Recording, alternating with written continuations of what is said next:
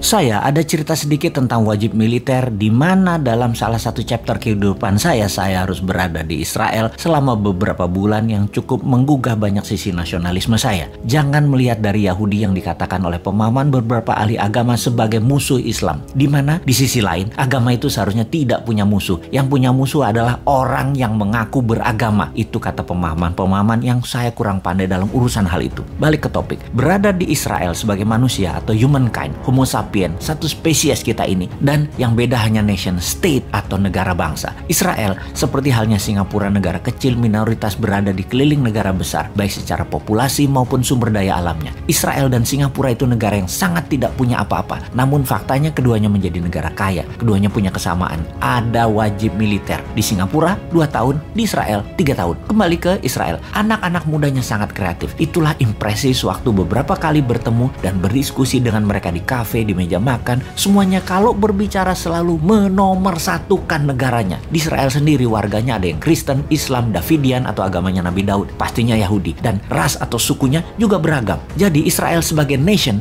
apapun agamanya, warganya sangat militan karena 3 tahun di kawah Chandra di muka, nasionalisme mereka dibangun yang bernama wajib militer. Selain dari sebagai tentara cadangan, juga sebagai bentuk doktrin nasionalisme. Semua orang faktanya, orang Israel itu yang muda-muda itu sampai yang tua, semua orang jago bela diri, jago teknologi militer, persenjataan, dan kompak. Singapura melakukan hal yang sama. Karena itu, apa yang terjadi kalau Indonesia negara yang besar ini? Di Indonesia ada wajib militer. Nasionalisme generasi muda dan generasi di tahun 2045 ke atas, Indonesia pasti menjadi negara yang sangat dikagumi, sangat dihormati, dan sangat disegani. Ada sebuah cerita nyata, namun ini bukan mewakili semua orang. Jangan disamaratakan. Sekali lagi, ini kisah nyata saya dan jangan digeneralisir. Ini semua just for the sake of discussion. Untuk itu, saya minta izin, saya menyebut sebuah ras. Sahabat saya ini keturunan Tionghoa, sangat kaya dan sukses, berbisnis plastik beserta turunannya. Bahkan bahan bakunya 100% dari Tiongkok, menjadi top 5 pebisnis plastik kemasan di Indonesia. Sangat sukses. Dia mendukung salah satu partai yang mendengungkan kebinekaan dan sangat setuju, dia garis keras dengan Pancasila. Lalu suatu hari saya lagi makan malam,